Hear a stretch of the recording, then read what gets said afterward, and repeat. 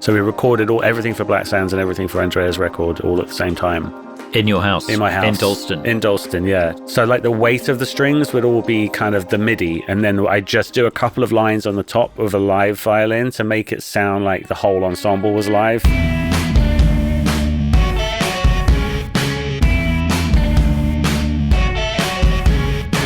This episode is being supported by Tape It, the iPhone recording app made for musicians by musicians. I was like sequencing the first 2 records on like an Atari ST. And it wasn't until sort of 2006 where you could actually record lots of audio into a laptop and kind of essentially use a laptop as a tape machine as well as a sequencer. And I think that's when I kind of started like incorporating more playing and more kind of instrumentation in it. And then we kind of got to sort of Black Sands, where I moved to London, and there was a big shift for me around 2009. I feel I'd lost touch with dance music a little bit, and I had a few moments which are sort of like almost like rediscovering like how exciting dance music was. And I think there was a notable switch in making Black Sands from the beginning. Like this stuff, like the track Black Sands and Animals and Stay the Same and The Keeper, these were all very kind of more of what I was doing previously. And I think there was a process in the middle of that process of making this record. I sort of fell in love with what was happening in London. And it was a really interesting, like fertile time for music in the UK, especially around 2009, 2010, which kind of changed the trajectory of what I was doing on this record. So it kind of almost became like a record of 2 halves, this one. It was like before and after, kind of rediscovering dance music, really. Yeah, that's interesting. Do you want to play us a bit more of Black Sands and talk us through what was going on in terms of the ideas going? Yeah, so the very first thing that happened, like I say with the kalimba thing, it's having one instrument sort of spark an idea. I got this nylon guitar, and I was just sitting in my kitchen and just came up with this little 6/8 pattern. And I was living very close to where we are now, actually. I was just living in Dalston. And my living room had this like really nice tone to it. And it was like my studio was like basically a bedroom upstairs.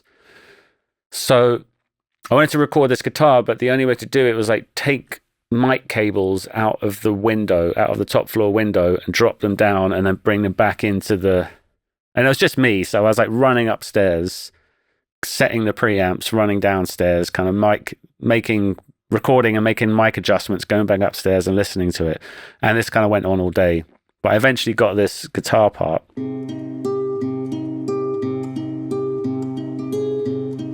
So that was the initial part. And then at the time, because I was still living in the UK, I kind of like amassed a load of gear over the years, and I had a double bass at the time, which I'd bought in Brighton and had brought up to. So yeah, that's an upright bass. And that's you playing it? That's me playing, yeah.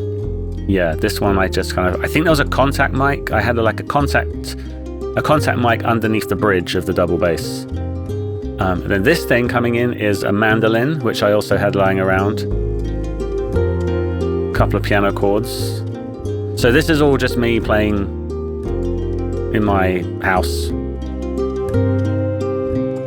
So recording each part separately. Yeah. And then yeah. But it's loop based, right? So I'm sort of getting each part and then sort of like copy and pasting. Like getting the right take on the double bass until it's perfect, and like that's the part, and now I'm going to like copy it over. Yeah. So I was still sort of building it in this kind of collage-y way. And then I had that line, the melody line, which was later replayed on the clarinet. So I had this line in my head, and I played it on a Mellotron plugin at the time. So there's like a demo of this with that line is just played on this, like, I don't know, it's like a Mellotron sounding thing. I later got this replayed by my friend Mike Lasurge, who's in my band now as well.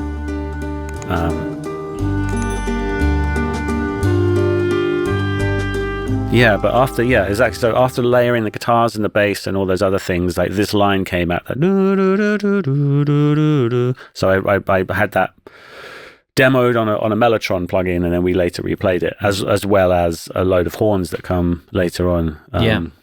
Time for a quick Tape It feature highlight. Among the various ways Tape It helps you organize your voice notes, you can create mixtapes. If you're working on a particular song or want to group specific ideas, you can add them to a mixtape. And the best thing is, you can invite bandmates or writing partners to collaborate on them so they can add their ideas to the mixtape as well. To find out more, head to the link to download Tape It for free or use the promo code TAPENOTES for 50% off Tape It Pro. Yeah, I hadn't really. And these guys who are playing the horns now, they're in my band now, and this was the first time that we'd really met and recorded together. It was like I kind of was looking for a horn trio to sort of fill this section. I was also working on Andrea Triana's first album at the time, simultaneously as working on Black Sands, so I kind of had the same kind of setup in my room. It was like guitar amps and horns, so I kind of brought people in to do all of these sessions at once, so the horns. So we recorded everything for Black Sands and everything for Andrea's record all at the same time. In your house? In my house. In Dalston? In Dalston, yeah. Just in my kitchen, mostly. Right. Yeah. So brilliant, because it sounds like you're all in the studio together, yeah, doesn't it? No, it was just layers. I was just kind of like... and also, like, the strings, I'm going to play, like, kind of go off the plan a little bit, this one. This is the opener of Black Sands, and this is one person on the violin. So I just had my friend Mike Simmons, and all of these strings were kind of layered of just him.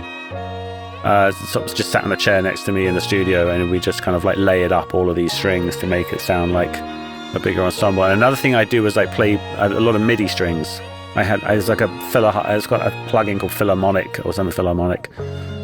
So like the weight of the strings would all be kind of the MIDI, and then I just do a couple of lines on the top of a live violin to make it sound like the whole ensemble was live, but it's really just one or two layers of violin to make it kind of sound more like an actual ensemble. And that's kind of what was happening in this Black Sands tune as well. So there's live instrumentation sitting on top of a lot of MIDI. Yeah, but just pushed a little bit higher, so you can kind of hear that sort of live take, but a little bit louder than the MIDI, so it kind of gets this sense of like a bigger body of, because there's strings in this as well, but a lot of them are actually a Mellotron pad with a couple of layers of violin over the top. Yeah.